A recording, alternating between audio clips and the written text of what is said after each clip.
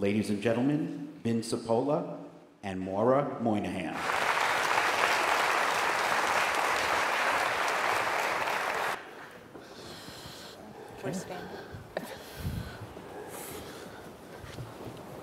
As many of you know, this past July, the New York City Council voted to limit Madison Square Garden's permit to operate above Penn Station to just 10 more years. Thank you, Kenneth.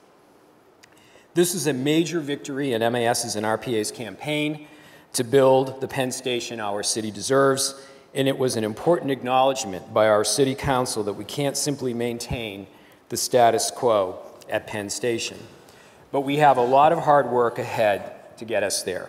So today, in partnership with the Regional Plan Association, MAS is releasing Penn 2023, envisioning a new Penn Station, the next Madison Square Garden, and the future of Midtown.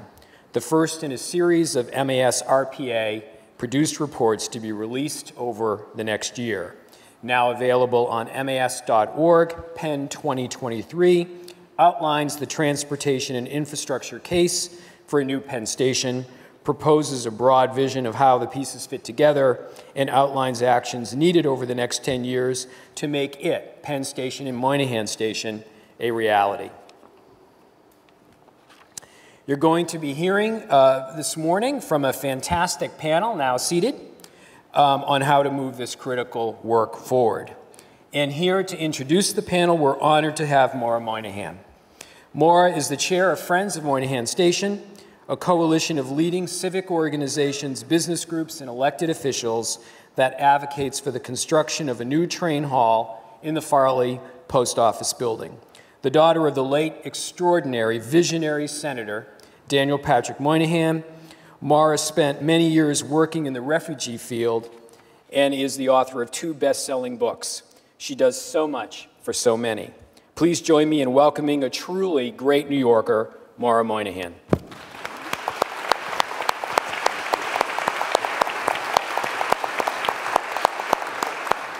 I want to thank Vin for his leadership with the Municipal Arts Society. He has done so much to bring the whole redevelopment of Penn Station back to life.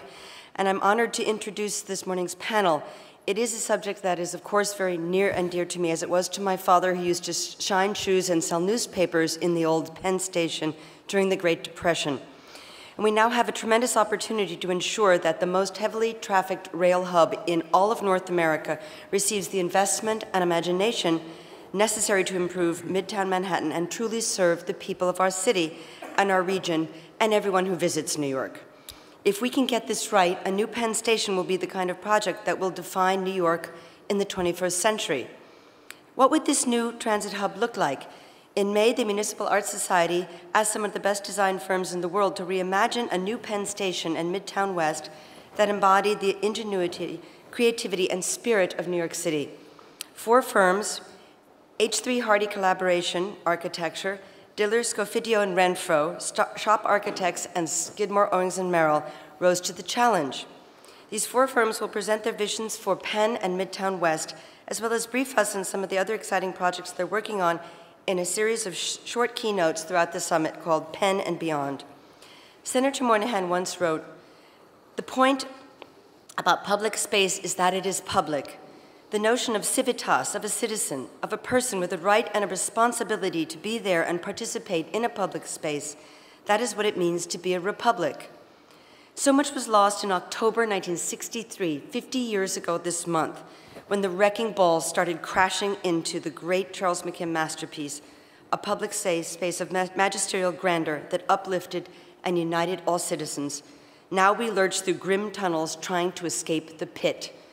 My father called it the greatest act of vandalism in the history of New York City, and he was right.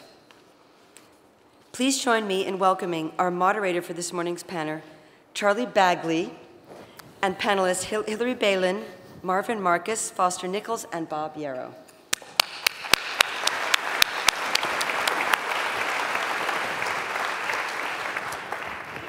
Good morning. I want to thank you all for coming and thank our panelists. First off, I think even the most casual visitor to Penn Station realizes why something must be done there. It's not just about making it a better place for a stroll, but also to meet the needs of the city for the future, for the mass transit, as well as high-speed trains coming up and down the East Coast. But I want to start off with a question on behalf of every cynical New Yorker, probably 99%, and that especially after the last debacle. Why is this such a special moment? We, even though there's a 10-year deadline here, in the meantime, we're going to have at least 2 more mayoral elections and 2 more gubernatorial elections. This is going to require an enormous amount of political will on the part of the mayor, the governor, and the federal government. It'll also require an enormous amount of money. Why should we think that, given the fact that the mayor and the governor have almost never been on the same page, no matter what their party affiliation, why should we expect that in 10 years from now we'll be any farther ahead than we are now? Panelists? Well, I could open up by saying that, for starters... Don't be shy, Bob. No, I won't be shy. Well, look, well, one of the things is that if we want to do this thing, we can't be shy. The New Yorkers have got to be aggressive about the need for this station. And, the good news is that, are we on first base? I guess we're on first base, maybe second base. For the first time in 50 years, the city of New York has said to Madison Square Garden, you got 10 years of your special permit, and then you need to plan to relocate. Now, that's just the very first step in the process. We have the likely incoming mayor who supports this thing. We have some interest in the governor's office in pursuing this thing. And I guess one other thing is that the station is now at crush loads. It's moved beyond unpleasant to unsafe. That we're putting the lives of tens of thousands of people who go through it every hour at risk, simply because the place doesn't meet national fire safety standards, which require that you be able to evacuate platforms to the street in 4 minutes. It can take 10, 12, 15 minutes for people to do it now. So it's unsafe, and it needs to happen. And that doesn't mean there are a lot of other things that obviously in New York that need to happen. And so our job collectively as the civic and business leadership of the city and of the region is to keep pounding away on the powers that be. We know it won't happen if the mayor and the governor and the congressional delegation don't pull together to make it happen. I guess the flip side of it, too, is that the opportunities are enormous. That the work that RPA's done, that my work at the University of Pennsylvania, and the work that MAS has done, we've underscored the notion that a new Penn Station could be the focal point for the largest economic development project, job creation, tax base creation project in New York, in the last generation, maybe longer than that. It's the key, we think, to unlocking the potential of Hudson Yards and the Far West Side. So I think that the next mayor and the governor we need to help them understand just how critical this is to the future of New York City, the region, New York State, and the nation. Oh, everybody wants to jump in. Great. To lend a historical perspective, a little more than a century ago, it was the Pennsylvania Railroad that recognized it needed access to the island of Manhattan because it was the economic center of the country. And if it hadn't reached the island, it as a company would be at a tremendous disadvantage. Now, it's the interest of the city. It's the same sense of the need of the city to recognize the compelling importance of preparing itself for the next century ahead, to prepare for high-speed trains, to prepare for the next technological changes, just as the Pennsylvania Railroad was transformed by virtue of the technology of electrified trains. So I think the challenge really is to create that sense of fierce urgency now, so the right things that happen. And I think that the work that MAS has done with the design competition helps us imagine a new future, but just as much creative thought will have to be given to a way to coordinate all of the forces that Bob mentioned to drive this project forward, because everything will if there isn't a compelling force to drive it forward, all of the frictions will lose that sense of urgency. We won't be able to break through these obstacles. And the scenario you portray, where these practical issues impede our progress, will end up sacrificing the future of New York, I fear. Mm-hmm.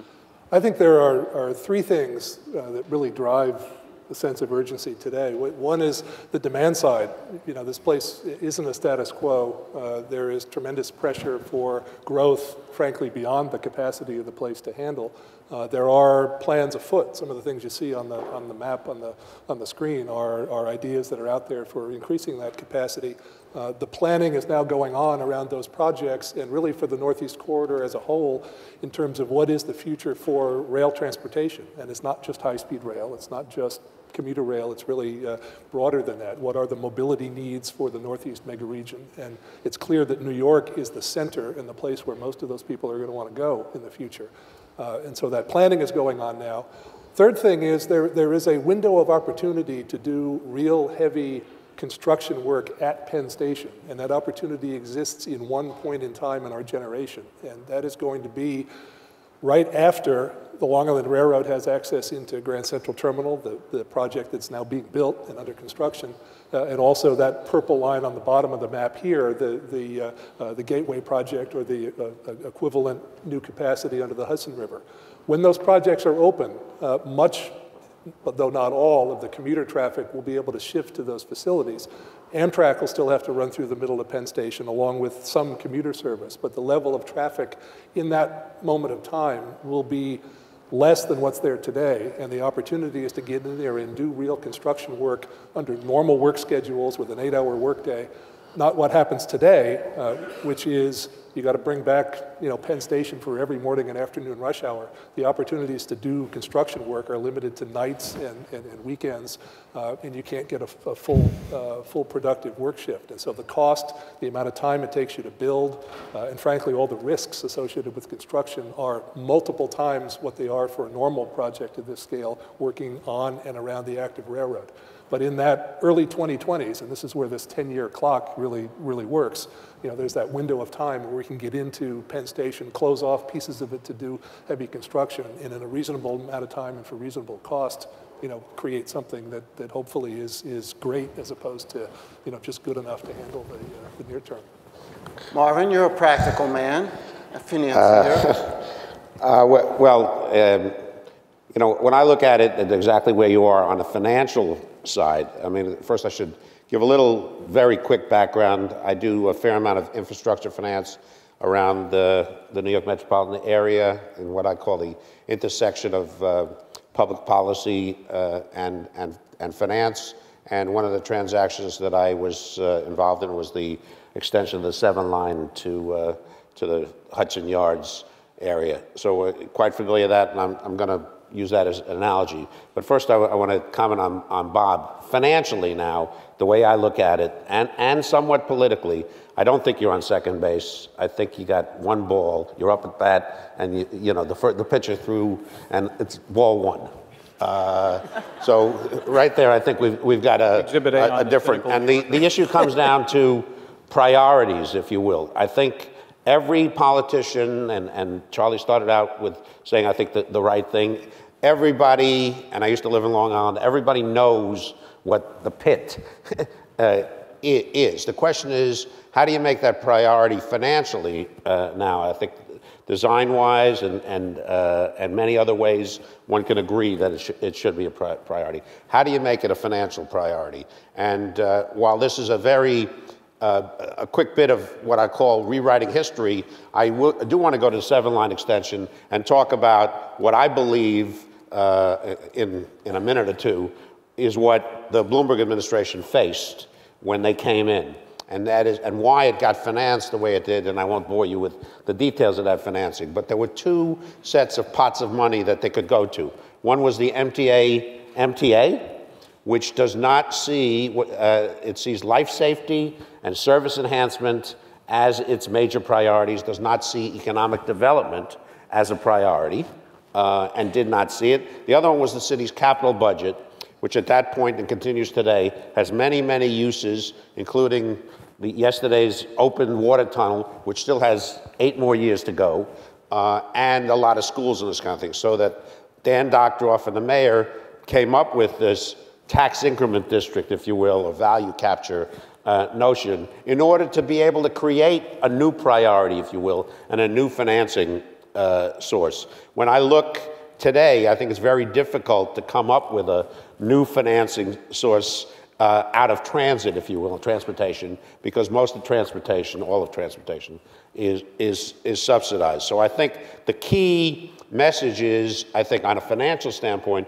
you got to keep hammering, you got to keep moving the you know, ball 2, ball 3, hopefully no strikes in between, certainly no strikeouts, and I'm a Mets fan, so I will say this, you know, if you watched the Boston Red Sox just the other night, I went to sleep, it was 5-0, I woke up, it was 6-5, so there's always a chance to win, but I think it's really changing the priorities, and I think every leader will say they want to do it. The question is, will they put that commitment behind it? And it has to be a commitment of the public at large, because the rational payers, if you will, the transit users, can't afford to pay it. All right, so let's move on. You all mentioned, well, not everybody, but Madison Square Garden. They just spent $1 billion renovating the existing structure. How, I guess I have 2 questions. One is, how are you going to convince them that they should move? Now, the 4 architect groups that MAS invited to address the idea of a new Penn Station, they all had different answers for what to do with the garden. One of them said, well, let's throw it back into the post office building. Another said, let's put it in the Morgan building. And another one said, it could go anywhere. But isn't there a principle of urban planning that would say it should go next to a transportation nexus? I mean, you can look at the success of Atlantic Yards, of the Barclays Center. Both Barclays and the Garden have probably the highest percentage of people, of fans, coming to events via public transportation. Why would you want to throw them into the Morgan building or anywhere? How are we going to convince the Dolans that their money, their $1 billion spending plan was poorly spent, and now they can go to a new place? Well, for starters, they've got the oldest. Wait, sorry, Bob. go ahead. Let's start on the other side. I was just going to introduce one little observation actually about the garden. And I remember when the original garden was built, you know, there were actually... You don't remember the original garden? The original, the current, not the original. Actually went to the 8th Avenue site, but the current building in its original form had escalators right from the entrance of the arena down into the train station, right into the concourse. Those, over the years, were closed, and the pathway actually to get in and out of the garden is somewhat circuitous today. So adjacency and access to the arena is important, but in fact, the existing arena is in fact too close. You know, you don't want to go right from the trains to the arena. You need room for people to queue.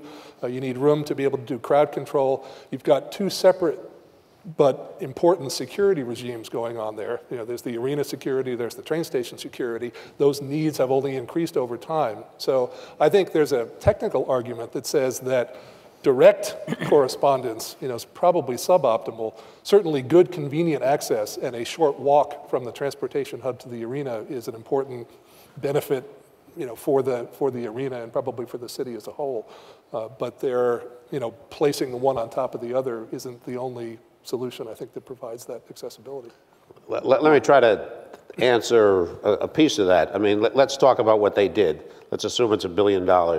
They put it into an asset that under the IRS code is depreciable over 30, 40 years. So I think the answer to getting the Dolans is money, which is to give them the money associated with amortizing the unamortized value, if you will, of what they did. I mean, that's so in addition to the cost of whatever needs to be done with Penn Station, if any negotiation is going to take place, it's not going to be enough to say you're out of luck, 10 years is over.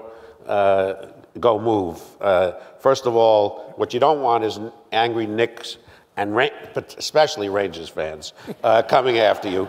So that's number one. So I think any deal will result in, there's been a lot of discussion about their tax break. All other stadiums, if you will, arenas in New York do not pay property taxes. You can expect that this new garden, if it ever happens, will not pay property taxes, and that there will be a considerable public investment in the new garden because the Dolans are going to say, or whoever owns the teams, that you need to help us amortize that cost that we put in, which, again, the IRS code would say is a 30 to 40-year depreciable cost. So the answer to the money you need to build this is more money to buy them out. Bob, as you know, the garden doesn't want to move off of Penn Station or not very far. So where might they go? And is there a place too far?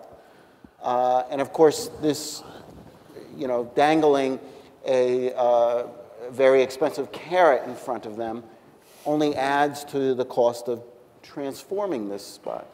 Well, let me go back to the fundamental here, which is that we've proven now over a 50-year period that these two activities don't coexist very well on this site. Now, it may work well for the garden. Actually, it doesn't, because it's enormously expensive and disruptive, to the whole district when they need to set up shows and take down shows. It's simply the beneficence of the city of New York that's allowed them to virtually shut down 31st Street and 33rd Street for several hours a day, disrupting taxi access and pedestrian access while they unload and load up 18-wheelers that can't fit into their loading docks. So, first thing is, I think it's going to be push and pull. I think it's already been said that there's going to be a really interesting business transaction between the city and the state of New York over the tax deal, which grates on every mayor, every city councilor. Number one. Number two, the garden owns billions of dollars of development rights on their current site, which they can't exercise the value, they can't redeem the value of those development rights without the city's approval. And then finally, the thing that's going to push it, I think, for the garden is they put $1 billion into what is now the most outmoded, dysfunctional facility in the NBA and the National Hockey League. And it gave them an extra 10 years to keep the thing functional. They got Barclays nipping at their heels, taking away market share from them. I don't think that's gone unnoticed. They have the franchise of the only arena in Manhattan, and that's certainly going to be helpful to them. But in the not too distant future, I think the economics are going to tip this thing towards a new facility. I think the most likely place is the Morgan Postal Annex. You've got a 2-block super block in what is essentially an industrial use. I have to ask my friends and colleagues and students and so forth, when the last time was that they got a first-class letter. And if you're under 30, the response is, "What's a first-class letter?" So everywhere else in the country, the Postal Service is getting these things out of central business districts. They had a $13 billion deficit last year. This is a very valuable property. So there's going to be a big transaction between the federal government, the state of New York, the city of New York. I'd really like to see the transaction, when you put Andrew Cuomo and Jimmy Dolan in a locked room, and see who comes out alive, but that's what it's going to come down to, and in the end, what's going to drive it is the economics of the garden having a functional facility for the next half century for them, and then having a functional train station and a functional arena. It's good for New York, of course, to have a functional arena. It doesn't help us to have the oldest, most dysfunctional arena in the National Basketball League and the National Hockey League. For the record, just a boxing I want the fee note. on that transaction. Just to be very clear, as Charlie knows that I haven't led the parade on investments in sports facilities in this town, so I'm being very ecumenical at the moment. But just a boxing note, we did watch the bout between Bloomberg and Dolan, and saw who came out ahead on that one. But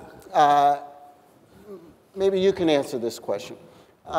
I'm a little intrigued by this notion that it's not a good idea to put an arena at a transportation node. Since we just went through the development of Atlantic Yards. Adjacent to, not on top of. And both the developer and the Bloomberg administration argued, in fact, this was the exact right place to put it. this is a new notion. Well, I think adjacency is the relevant qualification there. I don't think that any of these gentlemen would argue that you want significant difference. You want to optimize the transportation access to the stadium. But whether they be stacked one on top of the other or a short walking distance, I think it's the same gain. You want to optimize access to a site to create density and to bring, thousands and thousands of people. That's a basic planning principle. Can I just say one other thing, Charlie, and that is you have to remember that as many people use Penn Station in a week as use Madison Square Garden in a year. So when you start to weigh the public benefits and disbenefits of having the garden sitting on top of the station, which makes the station dysfunctional, then in the end, the public interest requires that the garden be relocated. Zing, okay. Marvin, did you have something to add? No. Not that the public interest would drive anything in this town, Vegas. All right. So, Yeah, it never happened before. doesn't happen very often. All right, let's switch gears. And there was a mention of the Gateway project. How does that fit into everything? Because obviously the Gateway is about expanding capacity. Amtrak seems to be convinced that they'll eventually get a tunnel under the Hudson to feed in there. But haven't we said that Amtrak should move west, but into the post office building? But now you're also saying Amtrak should go south. How does that all work? You can't begin. I won't. Okay, I'll take a stab at that. Again, the driver for the Gateway initiative, as was the case with New Jersey Transit's access to the core project, which failed not because there wasn't demand for it, but for other reasons, is that tremendous pressure on growth in travel across the Hudson River. So there's that demand. From Amtrak's point of view, a second imperative is the existing link, the 200-year-old tunnels under the Hudson are at the point in their life where they need major maintenance. So every weekend, and Amtrak says now every weekend in perpetuity, they're taking one of those tunnels and tracks to do maintenance. And so the amount of service on the weekends is kind of forever constrained. And someday they're going to have to close them wholesale to do an overhaul. And so new tunnel capacity just for redundancy.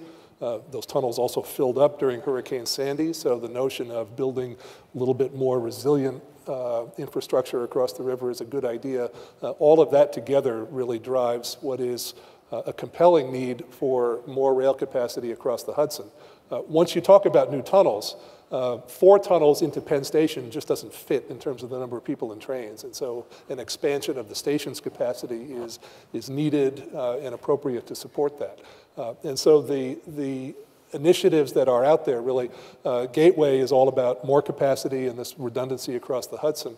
The Moynihan project was and is really all about making better use of the existing station and its assets. It's solving a real need for safe and productive access to and from the platforms for passengers. Being able to move the people more smoothly allows for at least a marginal increase in the quantity of train traffic, so there's a little bit of a capacity benefit. And it provides a place to provide a little bit more gracious train station for inner city customers, something that's very difficult in the existing station, again, given the tight confines. So all of those things drove the Moynihan project, which is still an essential investment. So Moynihan and Gateway are not alternatives. They are part of an overall plan for Penn Station. The piece of it that kind of has come most late in the game is what do we do with the existing station? And there are plans in the works for what to do if the garden stays that will, again, go a long way towards solving the transportation problems and create a safe and a much more attractive environment that exists. I think the notion of perhaps being able to move the garden and do more in terms of setting up the existing station to be very productive in the future for transportation is an interesting idea, frankly not as well developed as some of the other ones that are underway, and I think is worthy of being considered, but there's a lot of devil in the details of that working with the railroads and the railroads working together need to help figure out to drive the program. But you should think of all these pieces of the puzzle as part of a complementary solution where the whole, at the end of the day, is much bigger than the sum of any of those individual parts. And I think the opportunity to create a facility that is truly great and magnificent and very productive in terms of its transportation uses is there with the sum of all those projects, which again is yet another thing that just increases the total price tag for the whole endeavor. But what we're doing today really is perhaps analogous to the decisions that were made right before the turn of the 20th century on investment in the original Penn Station. And that wasn't just a 20 or 30 year, let's get a foot in the door plan. It was a big leap of faith by the Pennsylvania Railroad with some political help and a lot of real estate savvy to get that project built. But it was built for a generation and 100 years, and we've been the beneficiary of that investment. And the time may be now to think about how to do that again. Another interesting sort of sidelight is the Pennsylvania Railroad could have never envisioned how we'd use the place today. Where we luckily have all that infrastructure to use, but there weren't even suburbs, and you could argue that actually the creation of that rail capacity into New York, even though it was done for the sake of long-distance intercity trains, a consequence of that investment was actually the transformation of New York City into the New York metropolitan area, and the ability to commute from New Jersey and Long Island to Manhattan. It was created by that project. Wasn't even in the minds of the folks that did that project initially. So we don't have perfect foresight, and when these opportunities arise, the incremental step to do it as well as possible with as much flexibility as possible is certainly something I think we should consider and evaluate as these projects move together. I mean, just to go back to the analogy that we're early in the ball game or in our being up at the plate, I mean, the reality is that when Penn Central did this, the commuting business, the railroad business was a profitable business. And they did this because they would make money. What we need today is somebody to decide that the externalities, the economic externalities are what's going to make it profitable, not the direct business. And the question is, who is that somebody? Is it the federal government, which certainly has not shown much interest? We had the Amtrak people in our office a while back about just how to finance, which luckily Congress took care of, the $160 million for the box that Related is building in the Hudson Yards. So the priority is not there on the federal government. We suffer from sort of the federalist system, 50 different states and all the rest, where there's not a parliamentary government, and everybody comes together and say, yes, this is important for the country and the like. So I think that the distinction is that you have to find the people at large willing to subsidize this for these reasons. So yes, this investment was very important, and we remain the beneficiaries. The question is, who will have the foresight, the political will, and the strength? I mean, one needs only to look at the Congress in the last 2 days and look for strength to be able to do this. But Norman, it's not all bad news. Of course, in an ideal world, and in other global cities, national governments support investments of this kind. And it's important to note, and I think Greg Clark's going to discuss this at lunch, is that all of our competitors are moving ahead with the counterpart projects to this one. Whether it's I totally agree. I mean, that's. Let me just finish the thought, okay? And Sure. that is, but we do have a couple 100 million passengers a year going through this place. And if you look at the financial status of most Amtrak, certainly the Acela passengers, the Jersey Transit passengers, Long Island Railroad passengers, they could afford a modest surcharge on ticket prices to support the increased capacity, reliability, travel time savings, and so forth that we're talking about here. And then in addition, we're talking about a potential for something like a 12 million square foot overbuild of new commercial and other activities around this thing. It's the size of Rockefeller Center. And there are transit facilities around the world, whether you go to Hong Kong or Singapore or others, where cross-subsidies from real estate development are in fact supporting a substantial part of the cost, whether it's the community infrastructure levies in London, whether it's the direct development in Hong Kong or in Singapore. The rest of the world is finding ways to finance these things. Clearly having national leadership, because this really is a project of national significance, is going to be important.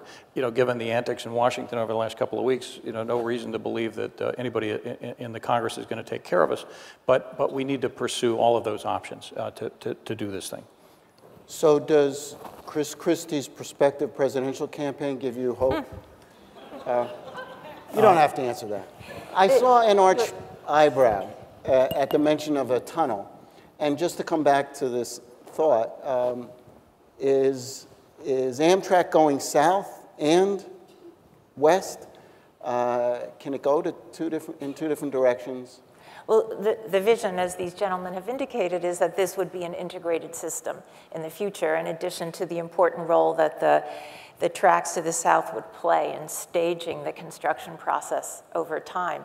The examples but just to go back one step, our country, it's not just the recent dysfunction in Washington, but really since the Second World War, our country has not shown great capacity to combine very ambitious, multi-generational public works projects with our democratic system. They are at odds. The life cycle of our politicians is much shorter than the time span of our ambitious public works projects. The examples of Singapore and Hong Kong also make another point that where other systems of government prevail, public works can more easily be accomplished. So I think that a real challenge for us, for organizations like MAS and RPA to think about, are also how we arrive at operational models that can drive these projects forward, that can combine the robust conversation that our democracy beautifully allows, where competing interests can make their points and object and so forth, but at the same time, something deemed to be in the public interest for the city, for the region, for the country, can move forward. And the models where we've had in the past may or may not be applicable, but I think we need to think just as much about those process issues and those coordination structures as we do about the inspiring designs. Mm-hmm. How do we get the senator from Montana to care about this? You got me. One thing that we can do, this is part, and Foster said this before, that this is the central point and the central station in the entire Northeast corridor. And we had some experience when we worked on the PREA legislation back in 2008, I guess it was, where we got, it was one of the first times that this had happened. We got the entire Northeast Senate delegation, 24 senators, from Maine to Virginia voting as a block, basically to authorize funding for Amtrak and investments in the Northeast corridor.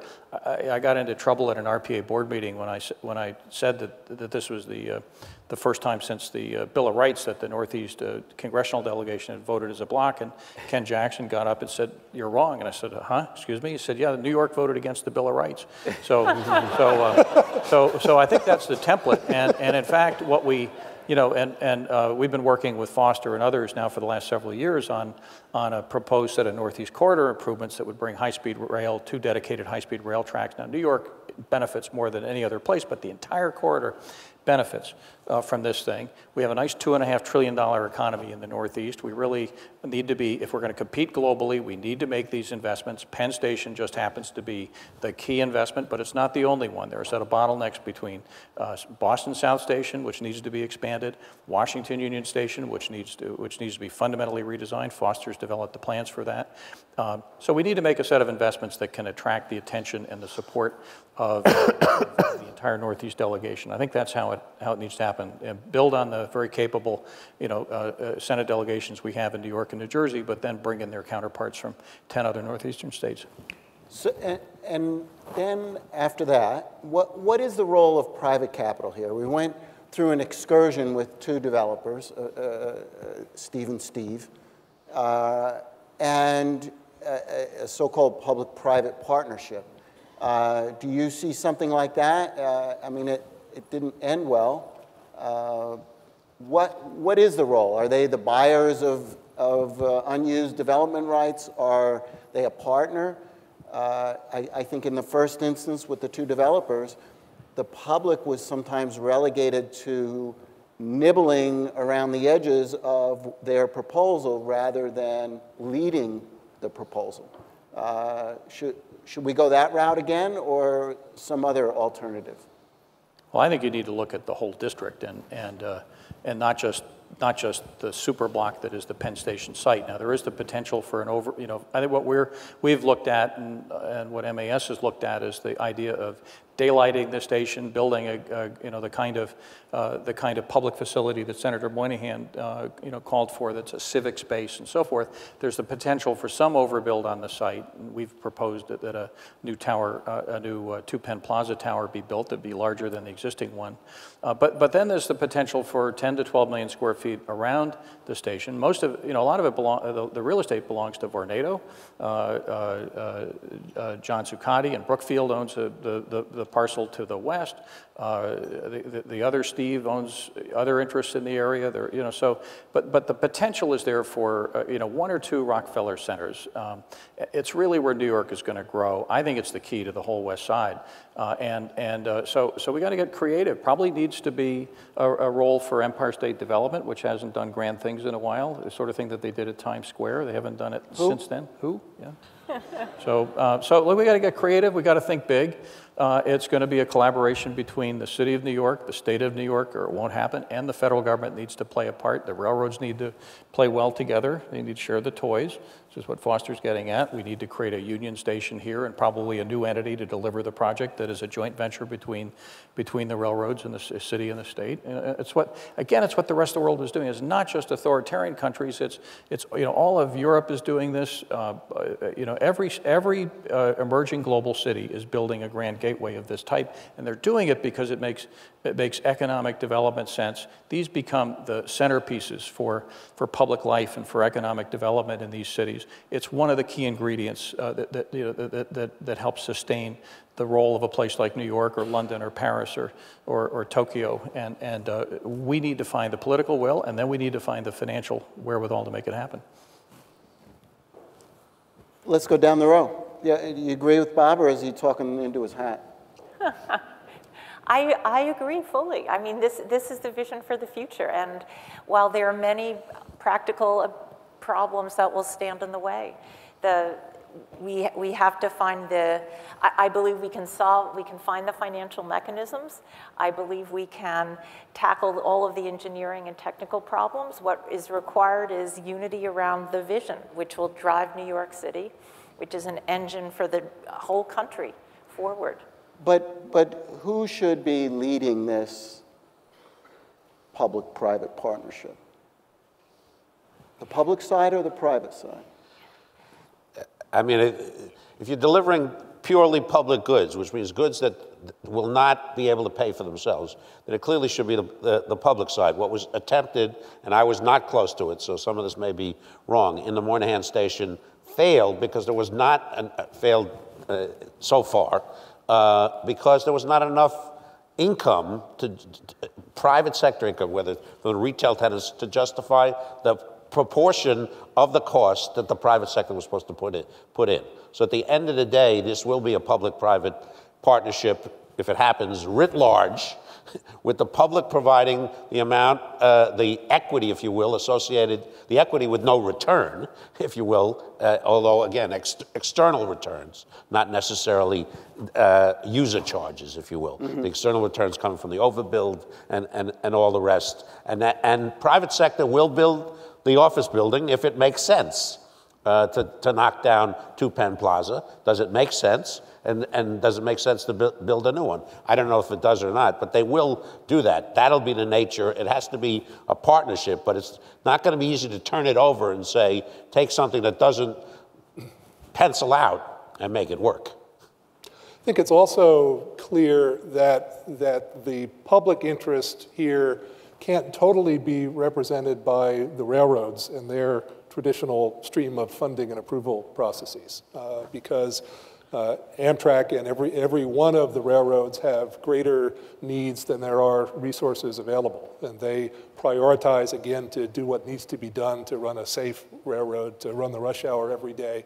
And the projects you see out there, the existing remaining Moynihan project at the Farley Building, Gateway, East Side Access, those are the transportation projects that those are ambitious in their own right, that can be done under the capital program environments of the railroads. And left to their own devices, Penn Station will be brought up to, to that level over a period of time, although, even those initiatives aren't fully funded yet. To ask the transportation agencies to also represent the civic economic development interest of the city and the region is not realistic in the way things are currently structured. So the railroad interests have to be a critical part of the solution. What does the station look like? And to your point, whose trains run where in the station? That's an important consideration. It certainly affects how the place needs to be designed. But the integrated, full flowering solution here, is not something that is possible in the way things are currently structured for delivering capital and projects for to put it existing transportation. More succinct, you can't load it on the fare box. Right. I mean, that's the key thing. That's why you have to convince the leadership, and I think the Governor Christie and the ARC was interesting in that leadership changed their mind effectively. And even though it was indigenous, if you will, to his region and important to his region, he still changed his mind. You have to convince others that this is a national investment that needs to be made. All right, so the clock is ticking, the 10-year clock. What should be done in the next 2 years? I mean, what is really critical right now? You're doing a great job. They just added time to us. Oh, they did? God, the clock is ticking. Check it out. Yeah. Hey, well, look, I think we need to. Okay, thank you, Bob. There you go. No, go ahead. I'm just reporting the facts, Charlie, which is what you're supposed to do, So. Ooh, so harsh. There we go. Look, I think we got a bunch of things need to happen right away. Amtrak is beginning to develop its engineering plans for Gateway, and this is, the redesign of Penn Station, of the whole complex, needs to be, included in the master planning project that is now getting underway. We got a new mayor coming in who's going to be looking at economic development priorities and other investments and so forth. And I think we collectively need to, and the good news is that the guy who's ahead in the polls, at least, is an enthusiastic supporter of this idea of building a new Penn Station. Having the mayor of the city of New York is going to be very important for a variety of reasons to making this happen. You pointed out that mayors and governors of New York are like cats and dogs. Doesn't seem to matter which parties they're from and so forth. But at the moment, these two guys seem to be getting along. Andrew Cuomo needs to provide some leadership, and I think we need to encourage Andrew to see this as the preeminent economic development priority in the state of New York. We need to work with him to demonstrate what the payback is going to be in the short term politically, but in the long term financially and economically. We're talking about a dramatic expansion of the tax base of the city of New York and the state of New York, and this is the frontier where the next generation of jobs in the city are likely to be created. We, in our work in looking at these projects around the world, these stations in many cities, London and others, are becoming the centers of the innovation districts, the places where the new economy is being created because of the access that they provide from all over the regions, all over national economies and so forth. So I think we need to build the case at every level of government, and we do need, and after the chastening experience of the last couple of weeks, maybe our federal government will rediscover its responsibilities for thinking about the future of this country. But you're talking about an inside game, talking to the political leaders, trying to convince them that this is a smart thing to do. Well, good point. Public needs to demand this. This is something that... Right. So, and I think there may be an important lesson to draw from the city's effort to get the Olympics. And I remember they spent years developing the proposal, coming up with all these ideas, doing a nice film to present to the International Olympic Committee, et cetera, et cetera. And then I remember in July of '05, when New York lost, it came in fourth on a list of 5 cities. It only moved ahead of Moscow, which was featuring a stadium built during Stalin's era. A disaster. And I remember the day after the IOC made that decision in Singapore, no one was talking about it in New York.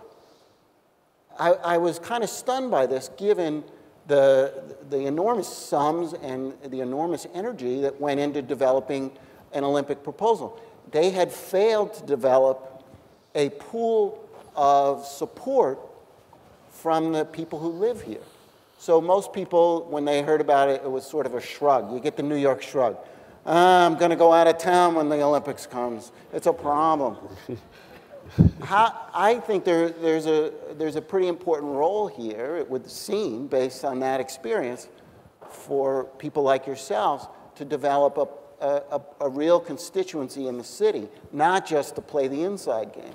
I agree with you. Am I being an advocate? I'm not trying to do that. But I agree with you entirely, and that is an important dimension of the design projects, to galvanize the public to realize that there are significant potential improvements for the quality of life for New Yorkers, not just because the access to the trains will be smoother and so forth, but also because there are other public amenities that are built into those projects, the open space, the green space, the parks, which have knock-on effects in terms of economic value. But yes, New Yorkers have to see that the redevelopment of the Penn Station site and the adjoining areas will make life for them in New York better. So how are we going to do that? How are you going to play the outside game, too? Shooting from the periphery. Well, so you have, he says immodestly, you have MAS and regional plan, sort of 2 of the leading civic groups in town that are making this their top priorities. We're convening, we held our regional assembly in April with a major focus, on this project. That was before the city council acted, and I guess we were just up to bat, right? So, but we hit the ball anyway, and I think it's. No, that would be a strike. That'd be a strike. You want to stick with my count. You always find the cynical Mets fan in the room, right? So, so I understand if you've been abused the way you have, but so it's okay. So look, it's going to be up to the civic leadership and ultimately the business leadership of New York, to get behind this thing, to help our elected officials develop the political will to move ahead with this thing. And I make the distinction between an event that lasts for 10 days in August of 2012 and an investment that's going to last for 100 years and provide lasting values. And New Yorkers are smart about this stuff. I mean, I think the cynical view of I'm getting out of town was the right attitude, and that's what happened in London. We'll hear some more from Greg, right, London? Right, Greg, about that experience. And I think we got the best of both worlds. We got the West Side rezoning, we got the 7 extension, we got the rezoning of the Brooklyn waterfront, the public open spaces on the Brooklyn waterfront, and so forth. So we got all the benefits and none of the headaches and none of the the only thing we didn't get out of the deal was a velodrome, and I don't know how New Yorkers are going to get along without one of those things. So we're pretty smart about that. But we're talking about something fundamentally different here that's going to provide values to 500,000 New Yorkers and visitors every day for a century. And I think it's up to us to make the distinction between that and the Olympics is like winning the World Series or winning the Super Bowl. It has very little in the way of lasting value for a city like New York or London, I would argue. I think that's absolutely true. The question is, on the city council, for example, how are you going to convince them as opposed to appropriating $10 million for their local park? I mean, that's going to be because this is something which has got great value, but is not directly felt by the average councilman, congressman, assemblyman, et cetera. So it's, and it was easier 100 years ago because somebody was going to make money from it, so they did it. All right, speaking of 100 years ago, before I ask you all to give a sort of closing remark and perhaps touch on things that we haven't spoken about. Can we get a thumbnail history, emphasis on thumbnail, of how Penn Station was built in the first place? I'll be glad to give a thumbnail history. Okay. The Pennsylvania Railroad Company, Just watch the clock, under the leadership of Alexander Cassatt, recognized that bringing their trains to the New Jersey side of the Hudson River was insufficient. It needed to compete with other railroads, in particular the New York Central, which had the Grand Central Terminal. And it was when the electrification of trains made possible tunneling, essentially, bringing trains through tunnels under the Hudson River, that it alone, this private company, invested in the development of what became a public infrastructure for New York, with miles and miles of track and tunnel, not just from New Jersey, but clear across the island under the East River to Queens. It was a remarkable private investment in New York City. And one of the transformations that took place was it was perceived by New York almost immediately as if it were public infrastructure, a public train station, even though it was entirely built and financed by a private company. Now, how did that happen? Our railroad system, like our subway system at the outset, was privately built. And that's in fact why there are two different train stations in New York, two different railroads building two different stations. This was the pattern of railroad development across the country. And they were competitive, it was a competitive industry, so they would rarely collaborate to do what was ultimately in their best interests.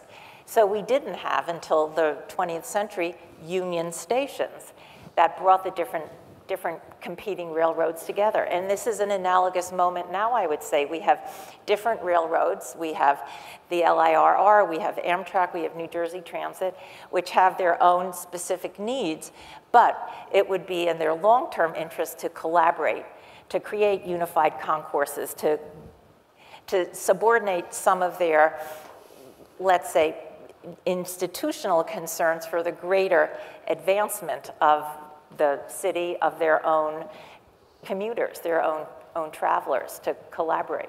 To amplify quickly, there was a public, it wasn't purely private decision-making, though, because the right of entry to New York was a franchise that was controlled locally. And actually, the Pennsylvania Railroad bought the Long Island Railroad because they had the franchise to come into Manhattan. And so the monopoly value of that franchise, I think, is what created the value proposition that made it worth the money for the Pennsy to develop, because they knew that the Erie and the Lackawanna and the Jersey Central, would not have the ability to come 5 years after and build their tunnels into Manhattan. So there was a public interest. There was, it was more behind the scenes and secondary, but it helped drive that deal, I think, originally. Yeah, to try to overcome my Philistine reputation on this panel.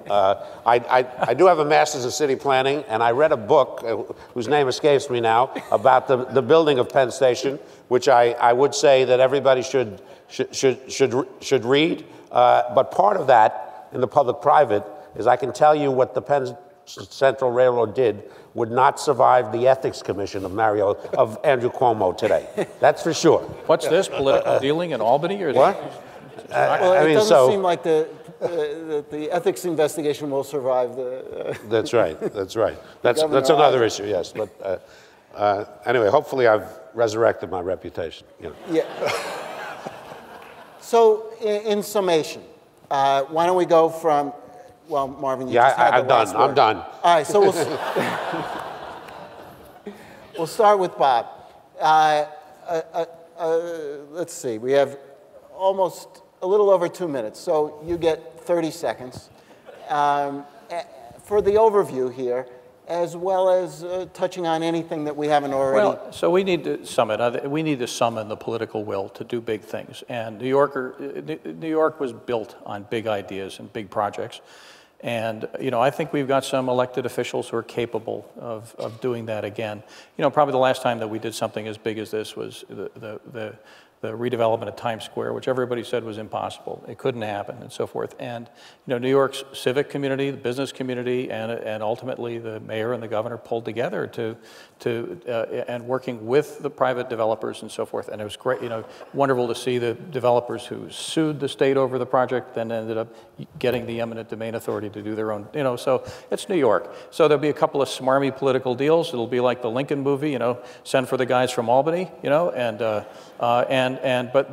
we need to focus on it. We need to develop the public support. We need to insist that our elected officials, and I think primarily the mayor and the governor, working with the congressional delegation, deliver the political will, and then the financing and whatever the new entity that we need to deliver the project. It's very doable. It's what made New York great. Our competitors are doing this around the world, and we need to do it. There's no doubt that this is an enormous challenge. And as you look at the projects that have been proposed, the gigantism of them can seem extremely daunting. But to make a counterintuitive point, we could also think small, because there are thousands and thousands of individuals whose lives are affected by the station, and that is an asset. It's not just an abstract project about the future of the city, although it's surely that.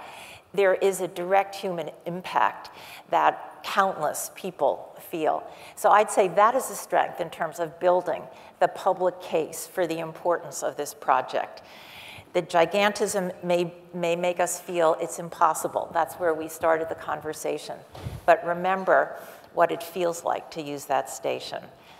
And that will ignite a public passion, I believe. Yeah. And building on that quickly again, let's not let the opportunity for the great big idea get in the way of the real needs that are out there today to try to make things better for commuters and travelers in the short term. And there are good projects and good investments that will be compatible with a long-range vision, however big and grand, that need to move ahead. And so part of the building the constituency is not just, let's stop everything and figure out how to do it right, but let's also keep investing in those good, good improvements that are happening today. All right. Marvin, we're in overtime, so a one-liner? No lines, no lines. Oh, you want to go out on a high note? Okay. I want to thank you all for coming. We've reached overtime, as I said. So we'll bid you adieu. Thank you.